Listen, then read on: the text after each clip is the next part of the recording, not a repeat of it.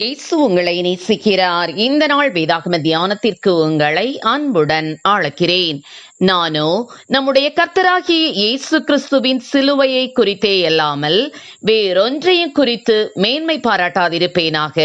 கலாத்தியர் 6:14 நம்முடைய கிறிஸ்தவ வரலாற்றில் அநேக பாடல்களை எழுதிய ஃபேனி கிராஸ்பியை பற்றி அறியாதவர்கள் யாரும் இருக்க முடியாது. இவர் 1820 மார்ச் 24 நியூயார்க் தேசத்தில் ப்ரூஸ்டர் என்னுமிடத்தில் பிறந்தார். பிரசித்தி பெற்ற ஹார்வர்ட் கல்லூரியை நிறுவியவரின் பரம்பரையில் பிறந்து தவறான சிகிச்சையினால் சிறு வயதிலேயே கண் பார்வையை இழந்தார். இவர் அழகிய கவிதைகளையும் பாமாலைகளையும் எழுதியுள்ளார். கிறிஸ்துவை ஏற்றுக்கொள்ளாமல் பல கேள்விகளோடு வாழ்ந்த இவரை ஒரு நாள் அவரது நெருங்கிய நண்பரான தியோடர் கேம்ப் ஒரு கன்வென்ஷனுக்கு வரும்படி அழைப்பு கொடுத்த போது முதலில் தயங்கினார். ஆனால் அன்று இரவு சொப்பனத்தில் தனது நண்பன் மரிக்கிறது போலவும் அவரின் மரண படுக்கையில் அவர் ஃபேனியை நோக்கி, நீ என்னை பரலோகத்தில் சந்திப்பாயா என்று கேட்பது போலவும் சொப்பனம் கண்டார். அதற்கு ஃபேனி, தேவனுக்கு சித்தமானால் சந்திப்பேன் என்று கூறினார். இதே வார்த்தையை அவரது பாட்டி மரிக்கும் தருவாயில் இருந்த போதும் கூறியிருந்தார். அவரின் சொப்பனத்தில் நண்பன் அவரிடம், மரிக்கும் எனக்கு நீ உறுதியளிப்பாயா என்றும் ஞாபகப்படுத்தினார். மறுநாள் அவர் தன் நண்பனோடு 3 நாட்கள் நடைபெற்ற கன்வென்ஷனுக்கு சென்றார். முதல் 2 நாள் கொடுகைகளில் அவர் மீது தேவதாசர்கள் கைகளை வைத்து ஜெபித்த போது அவர் எதிர்பார்த்த எந்த மாற்றமும் நிகழவில்லை. 3ஆம் நாள் அவர் மட்டும் பலிபீடத்தில் முழங்கால் படியிட்டு ஜெபிக்கும் போதும் எந்த மாற்றமும் நிகழவில்லை. ஆனால் அங்கிருந்த பாடல் குழுவினர் சிலுவையில் அண்டையில் நம்பி வந்து நிற்கையில் என்ற பாடலை பாட ஆரம்பித்தவுடன் அல்லேலூயா என்று சொல்லி துள்ளி குதித்து ரட்சிப்பை பெற்றுக்கொண்டார். பின்னர் இயேசுவே கல்வாரியில் போன்ற ஆயிரக்கணக்கான பாடல்களை இவர் எழுதினார். ஃபேனி கிராஸ்பி தனது சரீர கண்களினால் சிலுவையை பார்க்காவிட்டாலும் ஆவிக்குரிய கண்களால் கிறிஸ்து சிலுவையில் உண்டு பண்ணின ரட்சிப்பை சுதந்தரித்துக் கொண்டார். சிலுவை பாடல் ஒருவரை இவ்வாறாக மாற்ற முடியுமானால் சிலுவை வீணாகுமோ?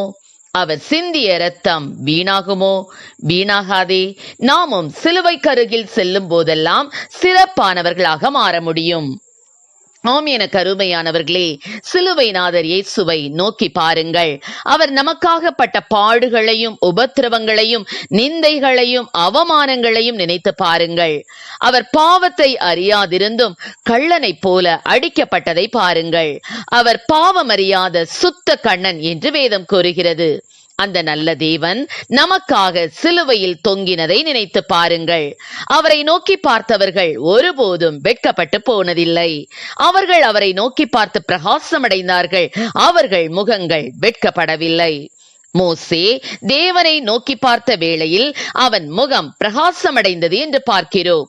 அவரை நோக்கி பார்க்கிற முகங்கள் பிரகாசமடையும் வரை அவரை நோக்கி பார்த்தால் ரட்சிப்பு உண்டாகும், மனம் திரும்புதல் உண்டாகும், சுத்திகரிப்பு உண்டாகும், பரிசுத்தம் உண்டாகும், வியாதிகள் சொஸ்தமடையும், கண்ணீர் கவலை வறுமை யாவும் நீங்கி சமாதானம் கடந்து வரும். உலகத்தால் தரக்கூடாத சமாதானம் அவரிடத்தில் உண்டு. அவர் சிலுவையில் சிந்தின இரத்தத்தினாலே சமாதானத்தை உண்டு பண்ணினார். நம் வாழ்க்கையை அழகுபடுத்துவதற்காக அவர் அலங்கோலமாக சிலுவையில் தொங்கினார். ஆம் பிரியமானவர்களே, இந்த விசேஷித்த லெந்து காலங்களில் சிலுவை அண்டையில் என்று பாடும் நாம் சிலுவைக்கு அருகில் எவ்வளவு கிட்டி சேர்ந்துள்ளோம். சிலுவையை நோக்கி செல்ல முற்படும் நமக்கு பாவமான பாரமான காரியங்கள் தடையாக இருக்கின்றனவா?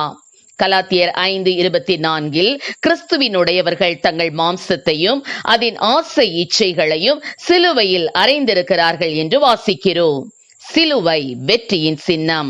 அப்படி என்றால் கிறிஸ்தவர்கள் என்று அழைக்கப்படுகிற நாம் சிலுவைக்கு அருகில் செல்வதன் நோக்கம் நம் சுயம், நமது மாம்சம், அதன் இச்சைகள் ஆகியவைகள் சிலுவையில் அறைவதற்கும் அவர் நமக்காக சிலுவையில் உண்டு பண்ணின வெற்றி வாழ்வினை சுதந்தரித்துக் கொள்வதற்குமே. எனவே அனுதினமும் சிலுவைக்கு அருகில் நெருங்கி செல்வோம். கிறிஸ்து நமக்காக உலகம், மாமிசம், பிசாசை ஜெயித்து சிலுவையில் வெற்றி சிறந்தார். சிலுவையின் நிழலில் அனுதினம் அடியான் சாய்ந்தளை பாரிடுவேன் என்று பக்தன் பாடுவது போல நாமும் அந்த இளைப்பாறுதலை பெற்று இளைப்பாறுதலற்ற அலையும் நம் சக தேசத்தாரையும் சிலுவையின் பாதையில் நடத்திடுவோம். கர்த்தர் நம்மை ஆசீர்வதிப்பாராக. ஆமேன். ஜெபம். எங்களை அதிகமாய் நேசித்தவள் நடத்துகிற எங்கள் அன்பின் பரலோக பிதாவே, அப்பா எங்களை ரட்சிக்கும்படியாக என் தேவன் அப்பா ஸ்தோத்திரம் ஆண்டவரே, அப்பா சிலுவையிலே தொங்கினீர் அப்பா, மெய்யாகவே எங்களுடைய பாடுகளை ஏற்றுக்கொண்டு எங்கள் துக்கங்களை சுமந்தீரே தகப்பனே. அப்பா ஸ்தோத்திரம் ஆண்டவரே, நாங்களும் கூட அப்பா உம்மை நோக்கி பார்க்க கிருபை செய்வீராக ராஜா. ஸ்தோத்திரம் ஆண்டவரே, சிலுவையை குறித்தே நாங்கள் மேன்மை பாராட்டக்கூடிய கிருபைகளை கொடுப்பீராக ராஜா. ஸ்தோத்திர ஆண்டவரே, கிறிஸ்துவுடனே கூட சிலுவையில் அறையப்பட்டேன், ஆயினும் நான் அல்ல கிறிஸ்துவை எனக்குள் பிழைத்திருக்கிறார் என்று சொன்ன வசனத்தின்படி அப்பா ஆண்டவரே, நாங்கள் அப்பா ஸ்தோத்திர ஆண்டவரே உம்மையே நோக்கி பார்த்து ஜீவிக்கக்கூடிய கிருபைகளை கொடும், ஆசீர்வதியும். இயேசுவின் நாமத்திலே ஜெபிக்கிறோம் நல்ல பிதாவே. ஆமென்.